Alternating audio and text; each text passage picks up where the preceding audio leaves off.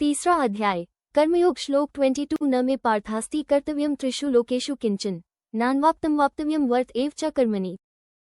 हिंदी अनुवाद। हे पार्थ, तीनों लोकों में मेरे लिए कोई भी कर्तव्य नहीं है, न ही मुझे कोई वस्तु अप्राप्त है और न ही कोई प्राप्त करने योग्य वस्तु शेष है, फिर भी मैं कर्तव्य कर्म में ही लगा रहता हूँ। इस श्लोक में श्री कृष्ण अर्जुन को कर्मयोग का गूढ़ रहस्य समझाते हैं। वे कहते हैं कि वे स्वयं पूर्ण, आत्मसंतुष्ट और परिपूर्ण हैं। उन्हें तीनों लोकों में कोई भी वस्तु प्राप्त करनी शेष नहीं है, न ही उनके लिए कोई कर्तव्य शेष है। भगवान के लिए कोई भी कर्म आवश्यक नहीं है, क्योंकि वे सर्वशक्तिमान, सर्वज्ञ और पूर्ण हैं। फिर भी वे संसार में कर्म करते हैं ताकि संसार के लोग उनसे प्रेरणा लें और अपने कर्तव्यों का पालन करें।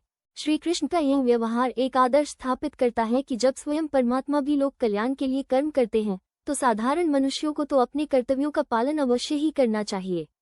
भगवान का कर्म करना केवल व्यक्तिगत प्रयोजन के लिए नहीं, बल्कि लोक शिक्षा और प्रेरणा के लिए है। इससे ये भी संदेश मिलता है कि हमें भी फल की इच्छा या स्वार्थ से नहीं, बल्कि कर्तव्य भाव और लोक कल्याण के लिए कर्म करना चाहिए। इस प्रकार श्री कृष्ण कर्मयोग का श्रेष्ठ आदर्श प्रस्तुत करते हैं, जिससे समाज में अनुशासन, प्रेरणा और समर्पण की भावना बनी रहती है।